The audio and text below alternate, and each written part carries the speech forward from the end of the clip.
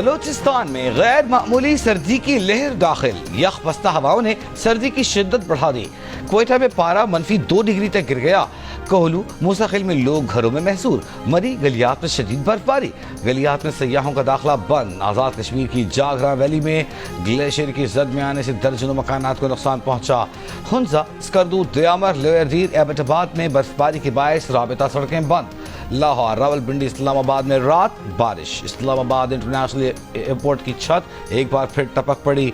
मुसाफिरों को मुश्किलात। इंतजामिया ने टपकती छत के नीचे बाल्टियां रख दी।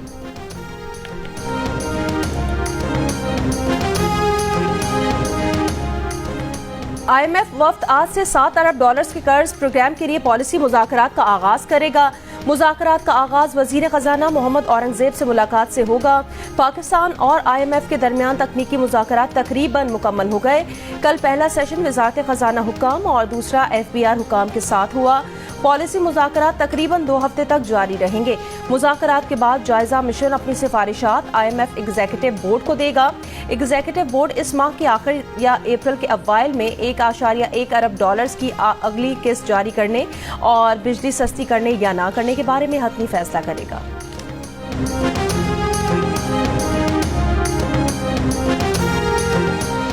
वज़ीर-ए-आज़म ने कहा है कि आवाम को कम निर्खों पर अशियाए ज़रूरिया की फराहमी हुकूमत की अव्वलीन तरजीह है। मैक्रो इकोनॉमिक मुआशी बेहतरी का फ़ायदा आवाम तक पहुँचना शुरू हो गया है। ये अम्र इंतहाई खुशाइंद है कि अफराते ज़र फरवरी 2025 में 1.5% पर आ गई। ये सितंबर 2015 के बाद सबसे कम शरह अफराते ज़र है। कभी उम्मीद है कि अफराते ज़र में मजीद कमी होगी। मईशत की बेहतरी, कारोबार और सरमायाकारी के फ़रोग़ के लिए तमाम इदारे मिलकर काम कर रहे हैं। अमेरिका की जानिब से कनाडा और मैक्सिको पर 25% टैरिफ आज से नाफिज होगा। चीन से अशिया की अमेरिका दरामद पर इजाफी रुकूम का इतलाक भी आज होगा। अमरीकी सदर ने कनाडा या मैक्सिको से टैरिफ के मामले पर डील नामुमकिन करार दे दी। अमरीकी और एशियाई स्टॉक मार्केट में गिरावट। 2025 में पहली बार S&P 500 में एक रोज में 1.8% कमी। नेस्डैक कंपोजिट में 2.6%, डाउ जोन्स इंडस्ट्रियल में 1.5% कमी।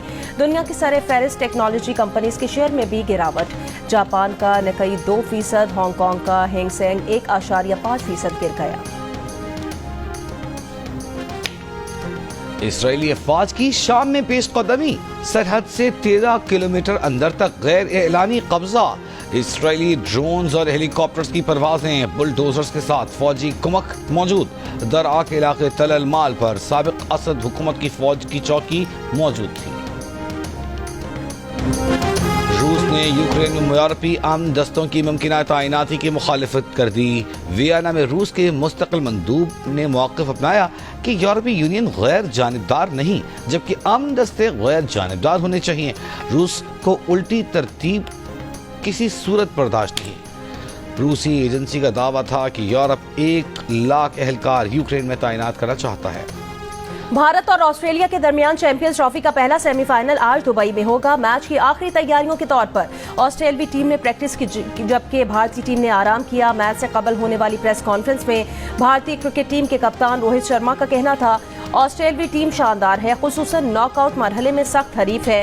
सेमीफाइनल में अच्छे मुकाबले की तवक्को है। दूसरी जानिब ऑस्ट्रेलियाई टीम के कप्तान स्टीव स्मिथ कहते हैं वो खेल में बेहतरीन कारकर्दगी दिखाने पर यकीन रखते हैं, शायकीन को खामोश कराने पर नहीं। उन्होंने कहा कि भारत मुसलसल दुबई में खेल रहा है और अच्छी कारकर्दगी का मुजाहिरा कर रहा है। सेमीफाइनल कड़ा मारिका होगा जिसका बेसब्री से इंतजार है। चैंपियंस ट्रॉफी के तमाम मैचेस जियो सुपर बराह रास्त नशर कर रहा है।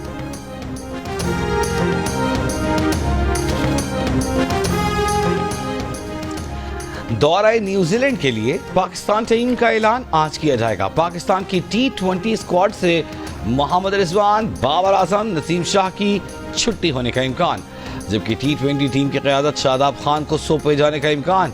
मोहम्मद रिजवान वनडे स्क्वाड के कप्तान बरकरार रहेंगे। ज़राए के मुताबिक आकिब जावेद को बतौर हेड कोच बरकरार रखा जाएगा, जबकि मोहम्मद यूसुफ को बैटिंग कोच बनाए जाने पर गौर किया जा रहा है।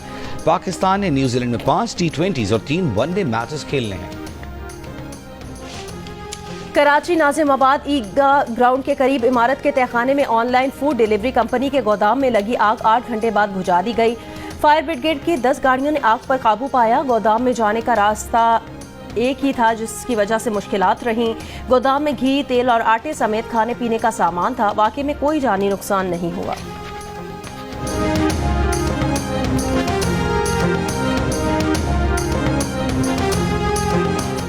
और माड़ा के इलाके मकालू में मुसल्लह अफराद ने कोस्टल हाईवे पुलिस की गाड़ी को आग लगा दी। पुलिस के मुताबिक हमलावर कोस्टल हाईवे पुलिस एहलकारों से हथियार छीनकर फरार हो गए।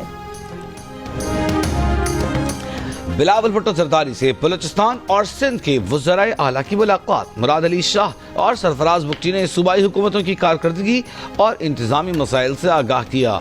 वज़ीर आला बलूचिस्तान ने सूबे की सिक्योरिटी सूरत हाल पर ब्रीफिंग दी। वज़ीर आला सिंध ने सूबे में जारी तरक्याती मंसूबों से आगाह किया।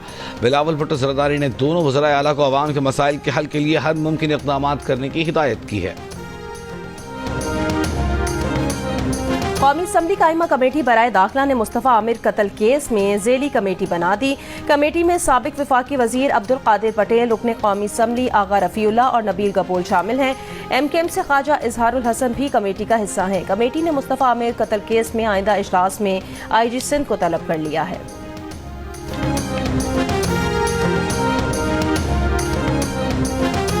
बोर्ड बेसिन फूड स्ट्रीट पर शाहजैन मरी और तशद्दुद का निशाना बनने वाले शहरी के दरमियान सुलह हो गई।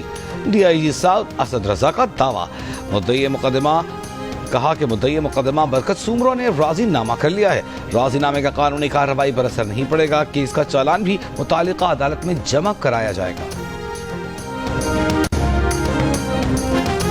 नवाब शाह में जेर हिरासत मुलजिम की हलाकत पर पुलिस के खिलाफ मुकदमा दर्ज। DSP SHO सकरंड समेत 4 पुलिस एहलकार नामजद। मकतूल नवाज जरदारी के भाई ने FIA से तहकीकात के लिए अदालत में दरखास्त दायर की थी। मुकदमे में SHO सकरंड समेत 2 पुलिस एहलकार गिरफ्तार हैं।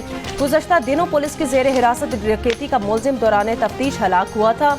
नवाज जरदारी केस में SSP शहीद बेनज़ीराबाद भी ओहदे से मुअत्तल है।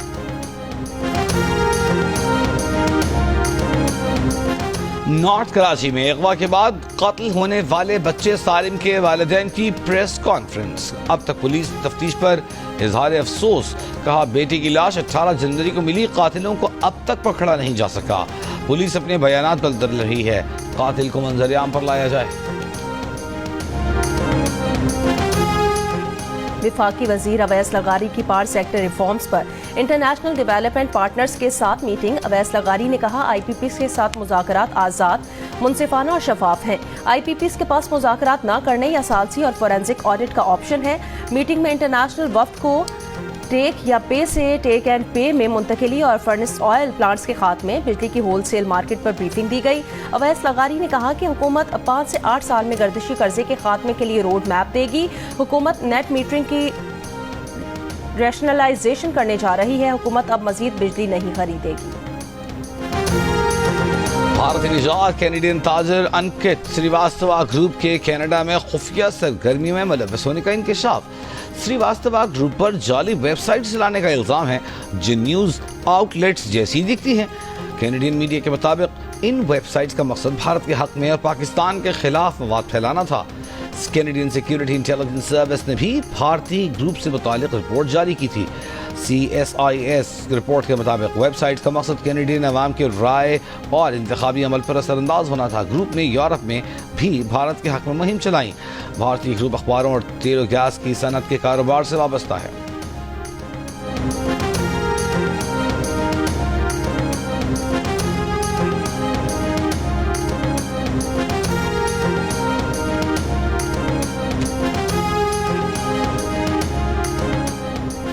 इसराइल की जानिब से गजा में इमदादी सामान की तरसील रोकने पर पाकिस्तान की मजम्मत। तर्जुमान दफ्तर खारजा ने कहा, रमजानुल मुबारक में इंसानी इमदाद की बंदिश इसराइल की मुनज़्ज़म मुहिम का हिस्सा है। इसराइल को इज्तमाई सजा के नफाज पर जवाबदेह ठहराया जाए।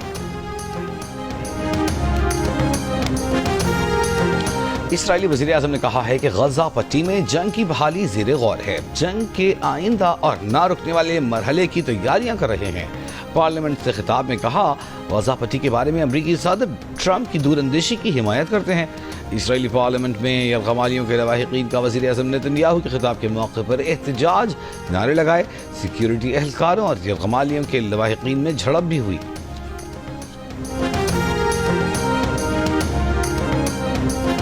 अमरीकी सदर ट्रंप ने कहा कि यकीन है रूस डील करना चाहता है, यूक्रेनी अवाम भी डील चाहते हैं। कहा डील जल्द हो सकती है, इससे मुश्किल डील नहीं होना चाहिए। अगर कोई शख्स डील करना नहीं चाहता वो ज्यादा देर यहाँ नहीं रहेगा। ये भी कहा कि यूक्रेन को फौजी इमदाद मुअत्तल करने पर बात नहीं हुई। यूक्रेनी सदर ज़ेलेंस्की को अमरीकी सपोर्ट को मजीद सराहना चाहिए। यूक्रेन की मादनियात से मुतालिक मुआहदे की अपडेट मंगल की रात देंगे।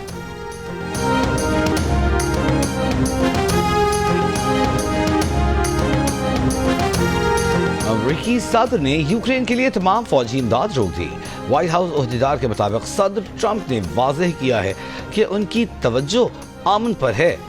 कहा कि उनके शराकतदारों को भी इस मकसद के लिए पुरअज़्म होने की ज़रूरत है। वो अपनी इमदाद को रोक रहे हैं और इसका जायज़ा ले रहे हैं ताकि यकीनी बनाया जाए कि ये इमदाद किसी हल में हिस्सा डाल रही है।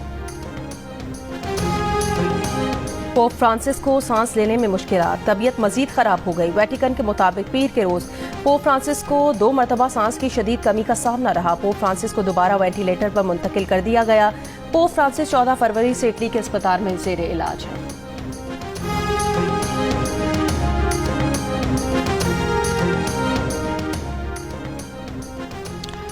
FA कप में मैनचेस्टर यूनाइटेड और फुलहम के मुकाबले में इफ्तार के वक्त के दौरान मैच रोक दिया गया। मैनचेस्टर यूनाइटेड के मुसलमान खिलाड़ी नौसैर मज़रूई ने रोज़ा खोला। FA कप हुकाम ने रमज़ान मुबारक के दौरान इफ्तार के लिए मुख्तसर वक्फे की इजाज़त दी है।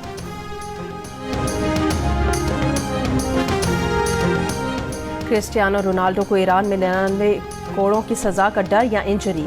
AFC चैंपियंस लीग के प्री क्वार्टर फाइनल मैच खेलने क्रिस्टियानो रोनाल्डो तेहरान ना जा सके। 2023 में रोनाल्डो को ईरानी डिसेबल्ड आर्टिस्ट फतमी हमामी ने पाँव से बनाई गई पेंटिंग पेश की तो रोनाल्डो ने खुशी से उनके माथे को चूमा। ईरानी कवानीन में इस अमल की सख्त मुआवनत है।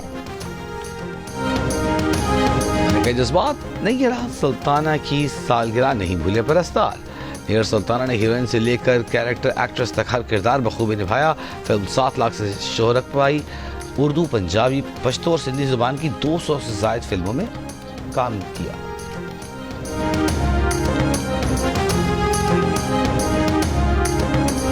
और मुनफरिद और पुरअसर आवाज़ से लाखों दिलों में घर करने वाली गुलकारा कुरतुल ऐन बलोच को सालगिरह मुबारक।